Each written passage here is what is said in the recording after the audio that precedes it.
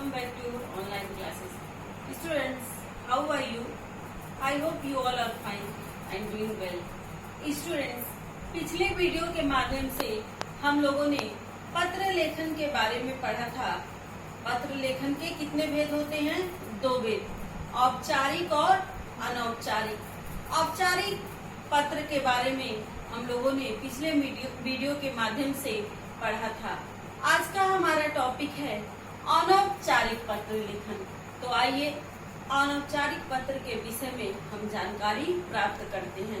Students, अनौपचारिक पत्र किसे कहते हैं? तो जिन व्यक्तियों के साथ व्यक्तिगत तथा पारिवारिक संबंध होते हैं उन्हें लिखे जाने वाले पत्र अनौपचारिक पत्र कहलाते हैं। ओके, मित्रों, संबंधियों आदि को लिखे जाने वाले पत्र अनौपचारिक होते हैं। सामान्यतः पत्र के 10 अंग माने जाते हैं। सामान्य रूप से अनौपचारिक पत्र के 10 अंग माने जाते हैं। इसमें से पहला कौन है? पत्र प्रेषक का पता।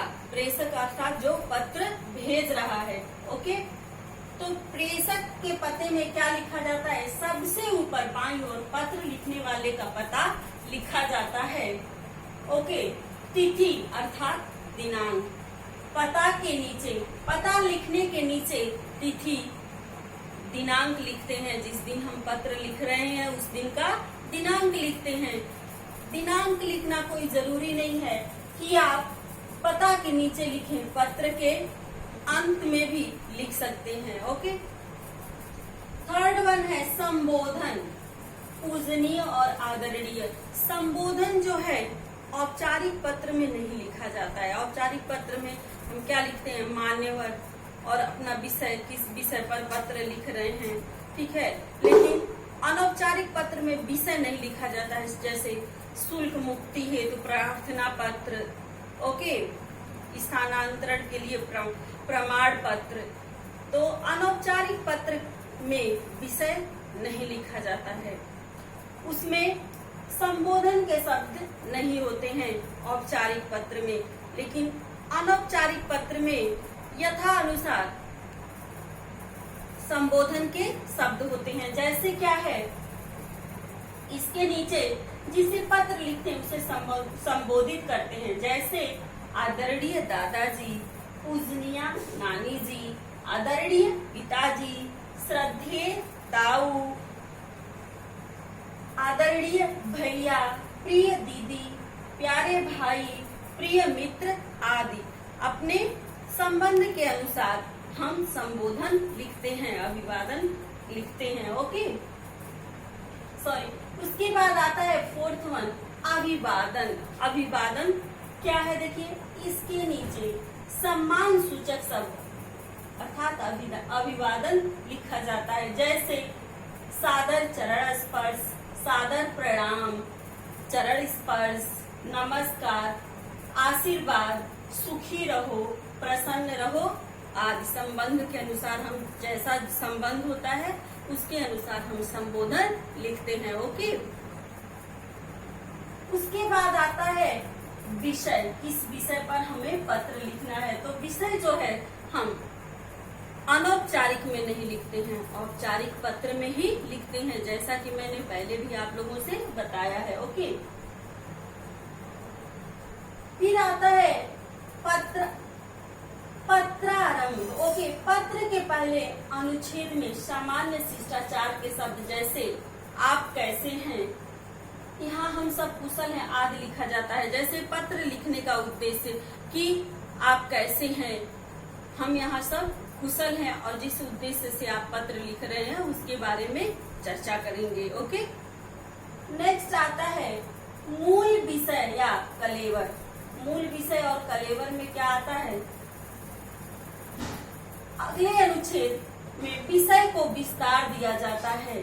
ओके, विस्तार से क्या कि हम सब यहाँ कुशल पूर्वक रहते हुए आशा करते हैं कि आप सभी भी कुशल पूर्वक होंगे और अपने बारे में विस्तार से लिखा जाता है और घर के बारे में या जिसको भी पत्र लिख रहे हैं उसके बारे में जो जानना चाहते हैं उसको अपने अनुसार विस्तार रूप से लिखें। लिखेंगे। ओके,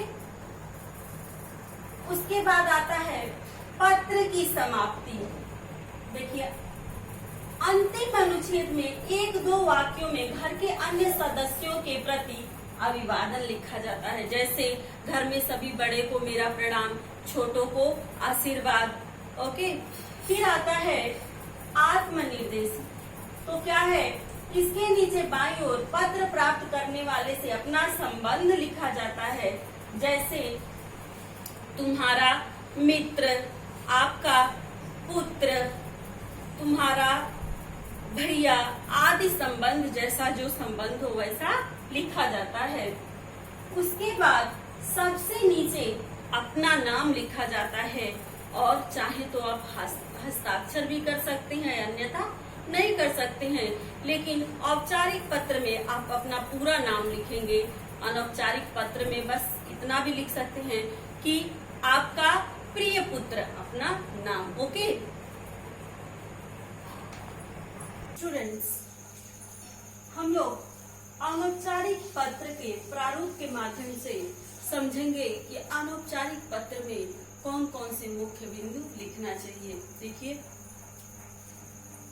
प्रारूप पत्र अनौपचारिक, मामा जी को पत्र। ओके, पत्र लिखने वाले का पता, जहां भी जो पत्र लिख रहा है वो जहां भी रहता है वो अपना पता लिखेगा। जैसे आवास विकास कॉलोनी पडरौना। ओके, दिनांक, जिस दिन आप पत्र लिख रहे हैं उस दिन का दिनांक अवश्य लिखे, डेट अवश्य लिखे। ओके, संबोधन, जैसे आदरणीय मामा जी। ओके, अभिवादन, जो शिष्टाचार के शब्द होते हैं। सादर चरण स्पर्श, सादर प्रणाम, पूजनीय मामा जी, सादर चरण स्पर्श। ओके, पत्र लिखने का कारण, अब किस कारण से पत्र लिख रहे हैं। ओके, क्या है, आपकी कुशलता जानकर अति प्रसन्नता हुई। आपने लिखा है कि आपने नया मकान खरीदा है, आपको बधाई हो।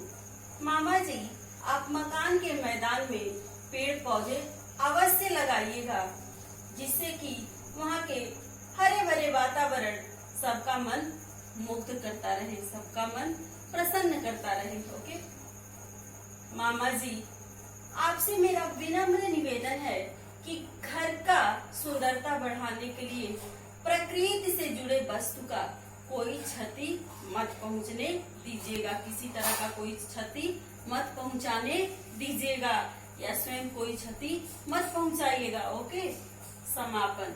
अब पत्र का समापन कैसे करते हैं। नाना जी और नानी जी को मेरा सादर प्रणाम कहिएगा। मामी जी को भी हार्दिक बधाई और प्रणाम कहिएगा। ऐसे भी लिख सकते हैं पत्र के समापन में कि घर के सभी बड़ों को प्रणाम कहिएगा और छोटों को मेरे तरफ से सस्नेह आशीर्वाद दीजिएगा या प्यार दीजिएगा। से सब अगले पत्र में। ओके, उसके बाद पत्र पाने वाले से संबंध। आप जिसको पत्र लिख रहे हैं, जिसके पास, उससे आपका क्या रिश्ता है, क्या संबंध है, यह अवश्य लिखेंगे। जैसे आपकी प्यारी भांजी। ओके, उसके बाद पत्र लिखने वाले का नाम। उसके बाद पत्र लिखने वाले जो पत्र लिख रहे हैं वो अपना नाम लिखेंगे। इस प्रकार अनौपचारिक पत्र लिखा जाता है। ओके स्टूडेंट्स, मुझे आशा है कि औपचारिक और अनौपचारिक पत्र से संबंधित अब आप लोगों को कोई भी डाउट नहीं होगा। और आपकी बुक में एक्सरसाइज में जो भी औपचारिक और अनौपचारिक पत्र दिए गए हैं उन्हें स्वयं लिखें। लिखने का अभ्यास करने से आपके अंदर आपके लिखने का तरीका जो है वो सुदृढ़ होगा, अच्छा होगा और इससे ज्ञान भी बढ़ेगा, जो भविष्य में गलती नहीं होगी। इसलिए अपने बुक से एक्सरसाइज के सभी पत्र लेखन, निबंध लेखन, अपठित गद्यांश और व्याकरण पर आधारित प्रश्न का अभ्यास करते रहें। Okay, thank you my dear students.